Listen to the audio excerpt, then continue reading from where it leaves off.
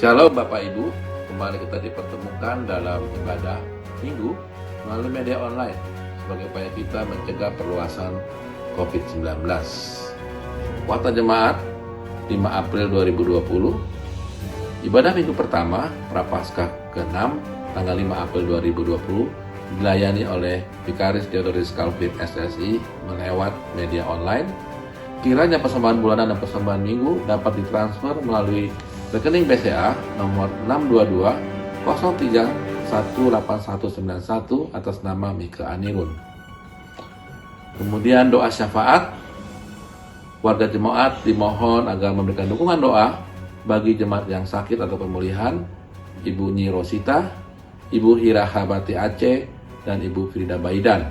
Corona di Indonesia dan dunia agar segera berlalu. Kemudian pengembangan pelayanan di tahun 2020, keluarga yang merindukan anak, para orang tua yang sudah lanjut usia dan jemaat yang berbeban berat, bangsa dan negara, anak yang sedang studi atau bekerja di dalam atau di luar negeri, keluarga yang merindukan memiliki rumah, mereka yang merindukan untuk memiliki pasangan hidup, kemudian keluarga yang didoakan secara khusus pada Minggu 5 April 2020 ini, keluarga Mas Heu Mase dan keluarga Min Sain. Jemaat yang berulang tahun tanggal 30 Maret sampai 5 April 2020, anak Bunga Mangheswari Adara Duce, Ibu Farida Baidan, Ibu Nora Mayati Hendarmin, Bapak Petra Peta, Ibu Jenny Tanti Olivia Rahbau, anak Nikolas Putra Wijaya Baiin. Jemaat yang berulang tahun pernikahan, Tony Ferdinand Mustamu dan Asi Septiarini.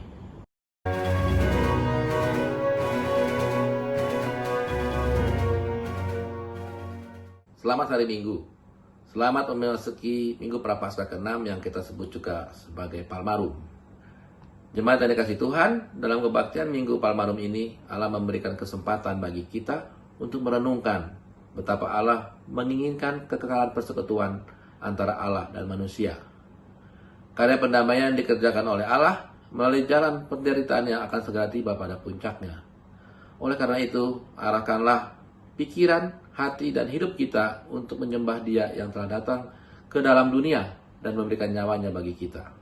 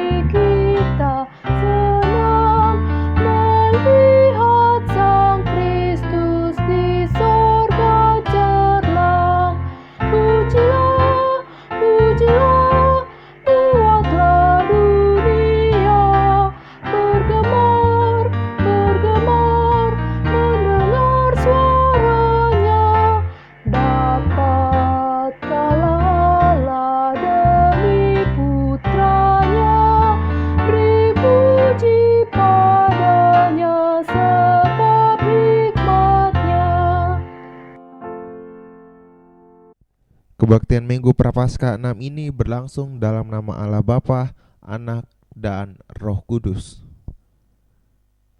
Damai sejahtera dari Allah beserta saudara sekalian.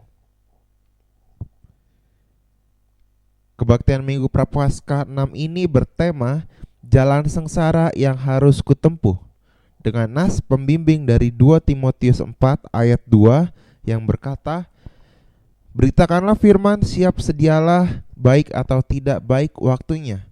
Nyatakanlah apa yang salah, tegurlah dan nasihatilah dengan segala kesabaran dan pengajaran. Demikianlah nas pembimbing kita pada minggu hari ini.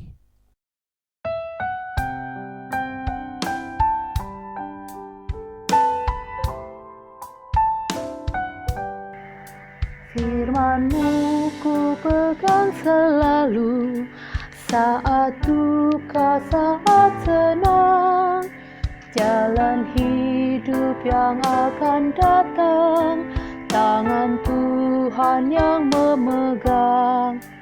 Pencobaan menghimpit aku dan menjadi keluhanku. Firman-Mu ku pegang selalu, sayap-Mu tempat berteduh.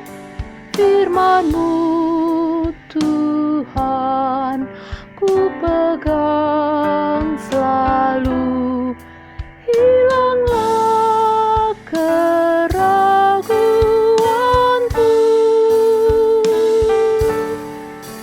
Bila hatiku serasa susah, padamu aku berserah. Firman-Mu ku pegang selalu, maka amanlah jiwaku. Bapak Ibu Saudara sekalian, sebelum kita membaca dan merenungkan firman Tuhan, mari kita bersatu di dalam doa untuk memohon bimbingan Roh Kudus. Mari kita berdoa. Ya Tuhan, pada kesempatan kali ini kami hendak mendengarkan dan juga merenungkan firman-Mu dalam hidup kami. Kiranya Roh-Mu yang kudus mau menuntun kami, sehingga kami dapat mengerti apa yang hendak Engkau sampaikan. Berkati juga hamba-Mu yang akan menyampaikan kebenaran firman-Mu, agar apa yang keluar dari mulut hamba-Mu ini seturut dengan kehendak-Mu. Bersabdalah ya Tuhan, karena kami siap mendengarkan. Dalam nama Tuhan Yesus kami berdoa. Amin.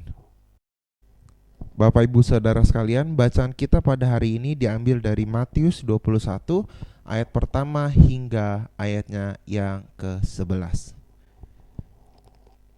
Di bawah judul Yesus dieluk-elukan di Yerusalem. Ketika Yesus dan murid-muridnya telah dekat Yerusalem dan tiba di Betfage yang terletak di Bukit Zaitun, Yesus menyuruh 2 orang muridnya dengan pesan, pergilah ke kampung yang di depanmu itu, dan di situ kamu akan segera menemukan seekor keledai betina tertambat dan anaknya ada dekatnya. Lepaskanlah keledai itu dan bawalah keduanya kepadaku. Dan jikalau ada orang menegur kamu, katakanlah, Tuhan memerlukannya. Ia akan segera mengembalikannya. Hal itu terjadi supaya genaplah firman yang disampaikan oleh Nabi. Katakanlah kepada putri Sion, lihat, rajamu datang kepadamu. Ia lemah lembut dan mengendarai seekor keledai beban yang mudah. Maka pergilah murid-murid itu dan berbuat seperti yang ditugaskan Yesus kepada mereka. Mereka membawa keledai betina itu bersama anaknya, lalu mengalasinya dengan pakaian mereka, dan Yesus pun naik ke atasnya. Orang banyak yang sangat besar jumlahnya menghamparkan pakaiannya di jalan. Ada pula yang memotong ranting-ranting dari pohon-pohon dan menyebarkannya di jalan.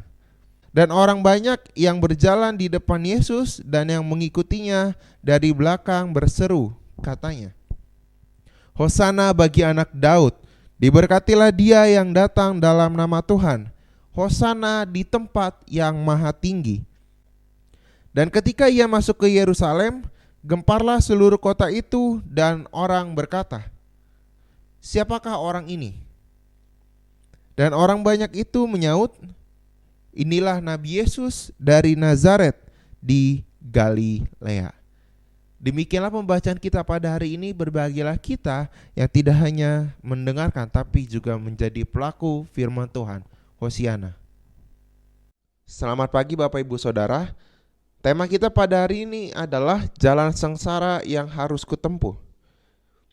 Dalam sebuah video di sebuah akun sosial media, si pewawancara bertanya kepada narasumber secara acak. Dia memilih narasumbernya secara acak dan memberikan pertanyaan seperti ini. Mana yang dipilih untuk mendapatkan kebahagiaan? Apakah dia hidup dengan seadanya tapi dengan orang yang dia kasihi, atau dia hidup dengan sangat berlimpah kekayaan tetapi tidak dengan orang yang dikasihi? Jawaban semua orang yang ditanya pada saat itu berbeda-beda.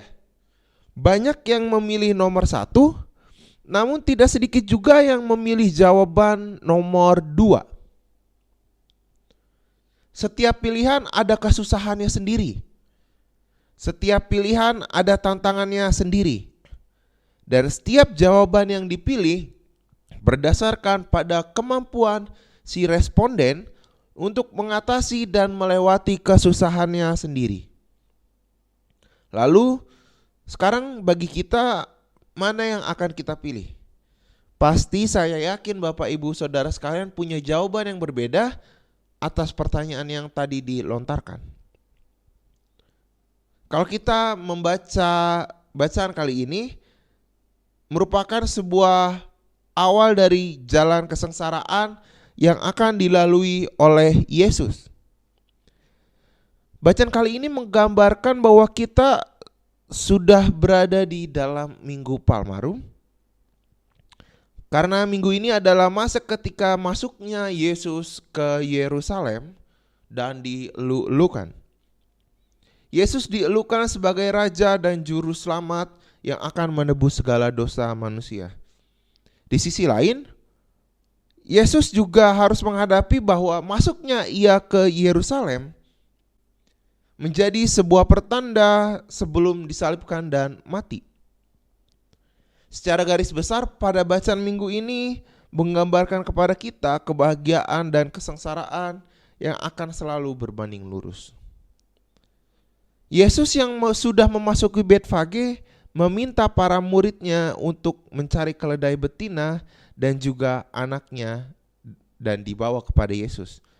Pada ayat kedua dan ketiga dikatakan, "Pergilah ke kampung yang di depanmu itu, dan di situ kamu akan segera menemukan seekor keledai betina tertambat dan anaknya ada dekatnya. Lepaskanlah keledai itu dan bawalah keduanya kepadaku, dan jikalau orang menegur kamu, katakanlah Tuhan memerlukannya. Ia akan segera mengembalikannya." Yesus memerintahkan hal tersebut bukan tanpa alasan. Mungkin bagi kita sedikit terasa aneh ketika Yesus menyuruh seperti itu, tetapi penulis Injil Matius menambahkan di ayat yang kelima dikatakan, "Katakanlah kepada putri Sion, lihat rajamu datang kepadamu. Ia lemah lembut dan mengendarai seekor keledai beban yang muda." Sebuah nubuatan yang dikatakan Zakaria kepada bangsa Yahudi pada saat itu untuk kedatangan Mesias. Dan kita diajak untuk melihat bagaimana antusiasnya orang banyak menyambut Yesus tersebut. Bahkan memberikan apa yang ada pada mereka. Diawali dengan menghamparkan pakaian yang mereka miliki, dan selanjutnya mereka berjalan mengikuti Yesus. Bahkan di ayat ke-9 memperlihatkan sambutan yang begitu luar biasa. Dikatakan di situ, dan orang banyak yang berjalan di depan Yesus dan yang mengikutinya dari belakang berseru, katanya, "Hosana bagi anak Daud, diberkatilah dia yang datang dalam nama Tuhan. Hosana di tempat yang maha tinggi." Hal ini terjadi karena mereka yakin bahwa saat itu Yesus yang mereka sambut dan ikuti adalah seorang raja. Sesuai dengan apa yang dinubuatkan kepada mereka selama bertahun-tahun. Yesus hadir tidak seperti kebanyakan raja yang penuh dengan kekuatan, penuh dengan kemegahan. Tapi dia datang dengan sebuah kesederhanaan saja. Namun kesederhanaan ini tidak mengurangi sambutan orang banyak terhadap dirinya. Tidak hanya kebahagiaan yang dibawa oleh Yesus, tetapi dia juga membawa kesengsaraan pada saat yang bersamaan. Sambutan yang begitu luar biasa kepada Yesus tidak berlangsung lama karena setelah itu dia mendapatkan cemoohan, cacian dan juga makian. Orang banyak yang semula mengeluhkan Yesus berubah menjadi menuntut supaya ia disalibkan. Bahkan dia disiksa, dicaci dan dimaki. Karena itu Minggu Palmarum jelas mempunyai dua sisi. Minggu yang memperlihatkan sukacita sekaligus juga menjadi minggu sengsara yang akan dihadapi. Sebab dalam minggu ini juga Yesus segera memasuki perjalanan penderitaannya yang telah siap menanti dirinya di depan. Begitu juga dengan kita, kebahagiaan dan kesengsaraan atau kesusahan akan selalu menjadi bagian dalam hidup. Kebahagiaan orang akan menjadi sangat berarti jika ada kesusahan. Manusia tidak dapat memilih salah satu. Manusia tidak dapat memilih saya mau selamanya hidup saya senang atau saya mau selamanya hidup saya susah. Karena ibarat dua sisi koin, mereka adalah satu di dalamnya. Yesus dari awal sudah tahu resiko yang diambilnya. Yesus sudah tahu resiko yang ada di depannya dan bahkan beberapa kali dia memiliki kesempatan untuk mengubah jalan yang dia tempuh. Misalnya pada saat sebelum ditangkap, Yesus bisa saja menyuruh murid-muridnya untuk melawan kehendak orang yang menangkapnya dan menyuruh murid-muridnya untuk melakukan perlawanan. Tapi Yesus menunjukkan ketaatan dan menggambarkan bahwa kesengsaraan itu adalah jalan yang harus dilewati. Dan kesengsaraan itu harus dijalani. Karena itu adalah sebuah keharusan untuk mencapai kebahagiaan, yaitu keselamatan untuk umat manusia dan penebusan dosa. Yesus tidak berfokus kepada keharusan dia harus sengsara, tetapi ia berfokus kepada apa yang akan terjadi setelah kesengsaraan itu. Dia jauh berpikir ke depan untuk melihat apa yang sudah Allah rencanakan baginya dan bagi seluruh umat manusia. Ketaatannya memberikan contoh yang harus diikuti oleh kita semua. Terkadang kita yang hanya berfokus kepada kesengsaraan tanpa berfokus pada apa yang akan terjadi atau apa yang bisa diperbuat untuk menyelesaikan dan mengubah kesengsaraan menjadi sukacita. Yesus memberikan yang terbaik selama proses yang terjadi. Dirinya selalu berkomunikasi dengan Allah, selalu mendekatkan diri kepada Allah, dan menunjukkan teladan bagi pengikutnya dan murid-muridnya untuk tetap berpegang teguh kepada Allah. Jika kita ingat tentang Yesus yang berdoa di Taman Getsemani, dia berkata pada saat itu, "Ya Allah, jika boleh biarlah cawan ini berlalu daripadaku.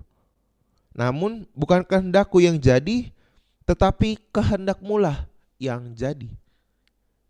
Yesus juga menunjukkan bahwa hidup itu berubah dengan cepat. Hari ini seseorang bisa berada dalam sebuah puncak kesuksesannya, namun bisa beberapa hari kemudian, minggu, bulan, bahkan tahun ke depan kita gak ada yang tahu. Sama seperti Yesus yang hari ini dielu-elukan dan beberapa hari kemudian dia ditangkap dan disiksa. Tindakan kasih yang diperbuat Yesus selama hidup membawa kita pada sisi lain, yaitu kesengsaraan itu hanya masalah perspektif. Kesengsaraan itu hanya masalah cara pandang kita. Lalu bagaimana dengan kita sekarang ini? Bagaimana kita bisa melihat kesengsaraan itu? Jika kita kembali ke ilustrasi awal ketika orang ditanya, mana kita pilih, hidup sederhana dengan orang yang kita kasihi atau hidup dengan berlimpah kemewahan tapi tidak dengan orang yang kita kasihi? Orang-orang memilih sesuai dengan kemampuan yang mereka miliki untuk mengubah cara pandang mereka dari yang awalnya sulit menjadi sesuatu yang bisa mereka rasakan dan ubah menjadi kebahagiaan. Ada satu hal yang selalu kita ingat, bahwa kesengsaraan itu bukan masalah pilihan. Kesengsaraan itu adalah sesuatu yang harus kita tempuh. Sama seperti apa yang Yesus alami. Pilihannya adalah jalan mana yang akan kita pilih.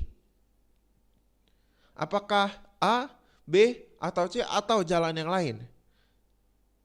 Apapun jalan yang kita pilih pasti punya kesengsaraannya masing-masing. Pasti memiliki kesengsaraan yang harus dilalui dan dialami. Kita juga bukan lagi mempermasalahkan kesengsaraan yang dialami, tetapi bagaimana kita bisa melihat jauh ke depan sana, melihat jauh melebihi kesengsaraan yang kita alami sekarang. Jika kita hanya berfokus pada sekarang ini, lalu ketika kita lihat realita pada sekarang ini tentang pandemik yang ada, kita berusaha mencari kenapa ini bisa terjadi, kenapa ini gak selesai-selesai, kenapa dan kenapa, lalu kita mencari kambing hitam.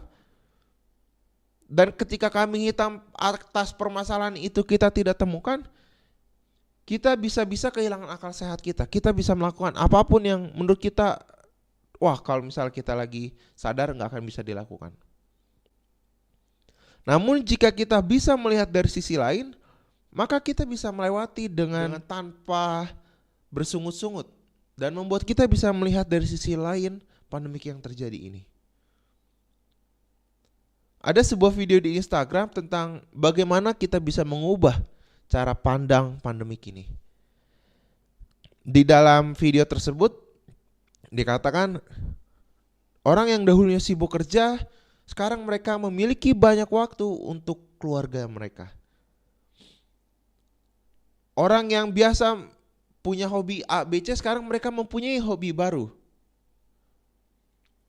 Dan beberapa rekan-rekan pun mungkin ada yang sekarang sudah punya hobi bikin podcast atau bikin video YouTube atau yang lainnya sebagai bentuk hobi baru kita dalam mengubah cara pandang kita. Saya rasa Bapak Ibu pasti mempunyai kegiatan kita sendiri, baik di keluarga, baik kegiatan pribadi kita untuk dapat melewati masa pandemik ini. Sekarang ini tinggal bagaimana kita memiliki cara pandang yang dari sisi berbeda. Masalah akan selalu ada dan tidak akan pernah berhenti. Tetapi seperti pelangi sehabis hujan, akan selalu ada kebahagiaan setelahnya. Ketika hujan, kita berusaha mencari payung, minum obat-obatan, atau pakai jas hujan, atau kita neduh sambil menunggu hujan berhenti. Dan begitu juga kita melakukan berbagai macam tindakan preventif. Dan sekarang juga kita harus melakukan hal tersebut. Kita bisa menjaga kesehatan kita terus berdoa kepada Tuhan, dan kita memohon untuk diberikan kekuatan, diberikan semuanya yang terbaik bagi kita agar semua ini cepat berlalu. Pasti saya yakin juga Bapak Ibu Saudara sekalian, kita rindu bergereja, berkumpul bersama, setelah ibadah kita ngobrol di bawah. Namun hal ini tidak bisa kita lakukan sekarang karena pandemik yang terjadi. Namun setelah ini kita bisa melepas rindu tersebut setelah pandemik ini berlalu. Masalah atau bukan, tinggal bagaimana kita melihatnya dan bagaimana kita bisa mendekatkan diri kepada Tuhan. Karena ada beberapa penelitian di halaman webpsikologi.id, berdoa bisa berpengaruh kepada konsentrasi otak, penurunan stres, kesehatan fisik, hingga kesembuhan kita. Melalui doa kita tidak hanya mendekatkan diri kepada Tuhan, tapi kita juga bisa membuat diri kita lebih tenang. Karena kita bisa bercerita. Dan kita bisa mendapatkan sisi pandang yang baru. Dan oleh sebab itu kita perlu melibatkan Tuhan di dalam kita melewati kesengsaraan ini. apapun atau manapun jalan yang kita pilih dan akan kita tempuh, pastinya kita akan menemukan kesusahan, kesulitan, dan bahkan keputusasaan. Sekarang masalahnya adalah, mampukah kita mengubahnya menjadi kebahagiaan dan melihat jauh ke depan?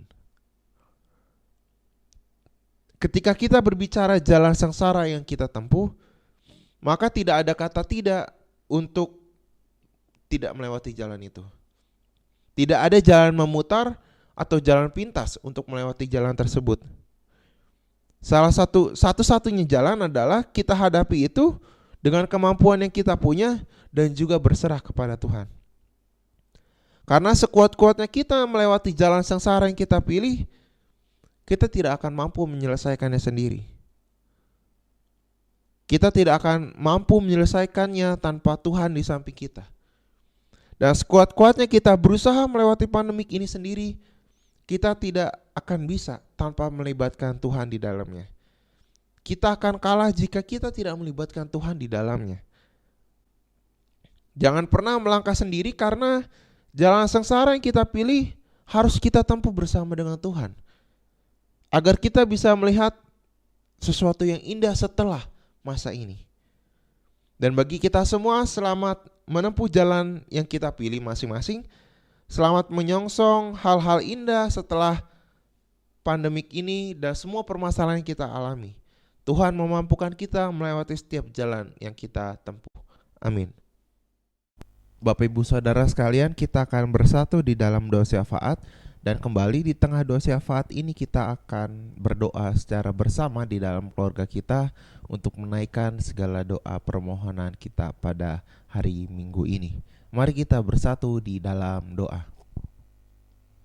Ya Tuhan, terima kasih untuk firman yang boleh Engkau berikan kepada kami. Ajarlah kami terus untuk dapat menempuh jalan sengsara yang kami lalui. Berikan juga kami kekuatan untuk dapat terus berjalan dalam kasih-Mu untuk menapaki setiap langkah hari kami. Dan pada kesempatan kali ini juga Tuhan, kami hendak berdoa untuk rekan-rekan kami yang sedang sakit ataupun yang sedang dalam pemulihan. Terkhusus untuk Ibu Nyi Rosita, Ibu Hira Sabarti Aceh, dan juga Ibu Farida Baidan. Kami berdoa untuk kesembuhan mereka dan pemulihan mereka, agar setiap apapun yang dilakukan untuk kesembuhan orang tua terkasih kami dapat Engkau berkati. Berkati juga para keluarga yang menjaga dan merawat, agar terus Kau berikan sukacita di dalamnya. Dan kami juga Tuhan berdoa untuk wabah corona di Indonesia ini Tuhan, dan juga di seluruh dunia, agar cepat berlalu dan kami dapat berkegiatan seperti sedia kala. Dan berkati juga Tuhan orang-orang yang berada di garis terdepan untuk dokter, perawat, dan juga semua orang yang terlibat di dalamnya, untuk dapat membantu mereka semua yang sedang terinfeksi virus ini. Engkau berikan mereka kekuatan, Engkau berikan mereka pengharapan hanya di dalam Engkau. Dan pada kesempatan kali ini juga Tuhan, kami hendak berdoa bagi rekan-rekan kami yang berulang tahun. Kami berdoa untuk anak Bunga Maheswari Adara Duce, Ibu Farida Baidan, Ibu Normayati Hendarmin, Bapak Petra Peta, Ibu Jenny Tanti Olivia Rahakbau, dan anak Nicholas Putra Wijaya Bayin. Kami berdoa Tuhan untuk mereka semua, dan kami bersyukur karena 1 tahun boleh mereka rasakan dalam kasih-Mu. Dan kami juga berdoa Engkau yang mau menambahkan mereka hikmat dan kebijaksanaan dalam setiap apapun yang mereka kerjakan, dan apapun yang mereka inginkan Engkau berkati mereka seturut dengan kehendak-Mu. Dan ya Tuhan, kami juga hendak berdoa untuk pasangan suami istri dari Bapak Tony Ferdinand Mustamo dan Ibu Asi Septia Rini. Engkau yang berkati mereka Tuhan dalam setiap rumah tangga mereka. Engkau yang berkati mereka agar keluarga ini dapat terus berada dalam naungan kasih-Mu. Dan ya Tuhan, pada kesempatan kali ini kami juga hendak berdoa bersama keluarga kami, dan Bapak Ibu Saudara sekalian dipersilakan untuk berdoa secara pribadi di dalam keluarga masing-masing.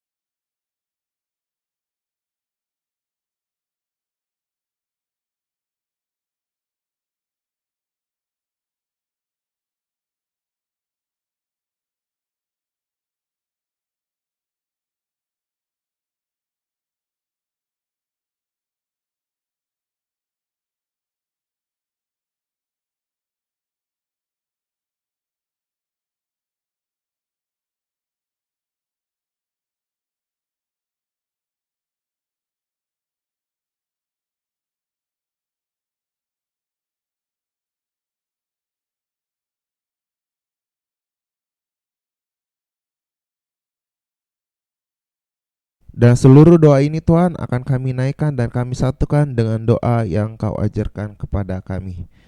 Bapa kami yang ada di surga, dikuduskanlah namamu. Datanglah kerajaan-Mu, jadilah kehendak-Mu di bumi seperti di surga. Berikanlah kami pada hari ini makanan kami yang secukupnya, dan ampunilah kami akan segala kesalahan kami, seperti kami juga mengampuni orang yang bersalah kepada kami. Dan janganlah membawa kami ke dalam pencobaan, tapi lepaskanlah kami daripada yang jahat. Karena Engkau yang punya kerajaan dan kuasa dan kemuliaan sampai selama-lamanya. Amin. Bapak, Ibu, dan saudara-saudara yang terkasih dalam nama Tuhan Yesus Kristus, tibalah kita waktunya untuk memberikan persembahan kita kepada Tuhan dengan mengingat firman Tuhan yang diambil dari Roma 12 ayat yang pertama. Karena itu saudara-saudaraku, demi kemurahan Allah aku menasihatkan kamu, supaya kamu mempersembahkan tubuhmu sebagai persembahan yang hidup, yang kudus, dan yang berkenan kepada Allah. Itu adalah persembahan yang sejati. Sambil kita bersama-sama dengan keluarga kita mengumpulkan persembahan, mari kita iringi dengan pujian dari Kidung Jemaat 393. Tuhan betapa banyaknya.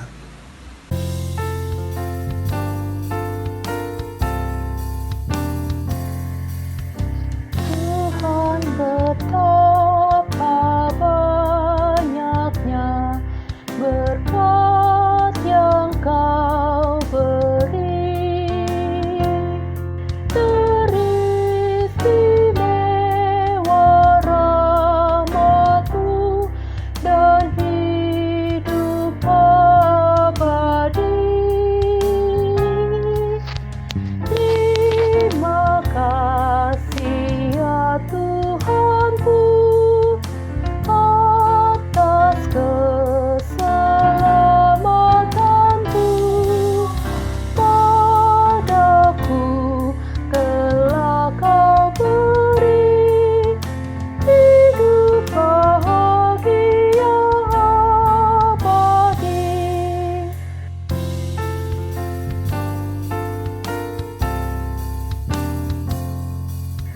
Setiap hari rahmat-Mu tiada putusnya.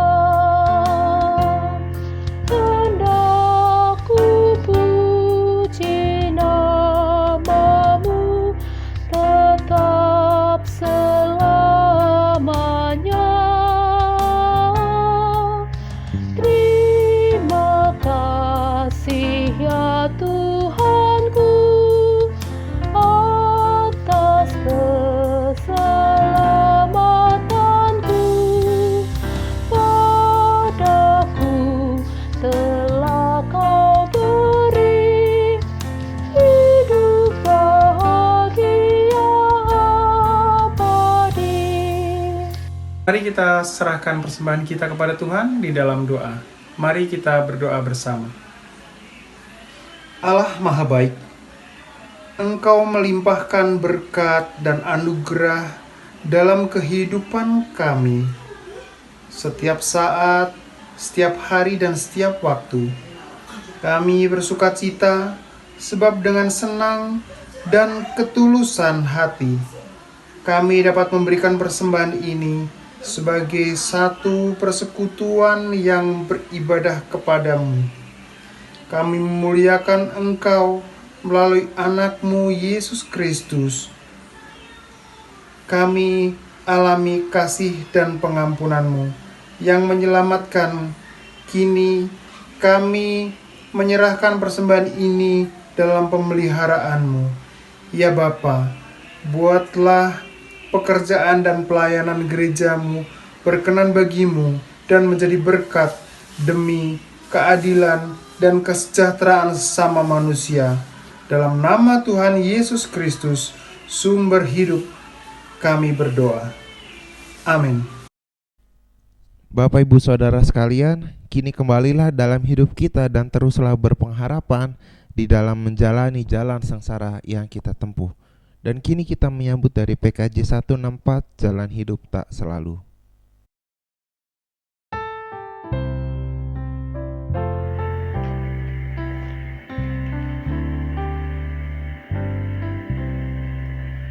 Jalan hidup tak selalu tanpa kabut yang pekat, namun kasih Tuhan nyata pada waktu yang tepat. Mungkin langit tak terlihat oleh awan yang tebal, di atasnya lah membusur pelangi kasih yang kekal. Habis hujan tampak pelangi, bagai janji yang teguh. Di balik duka menanti pelangi kasih Tuhanmu.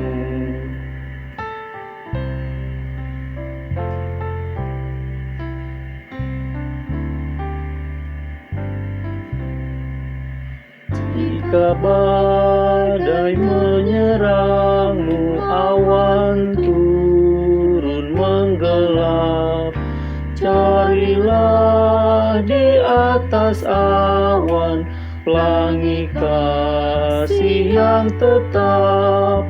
Lihatlah warna-warninya, lambang cinta yang besar.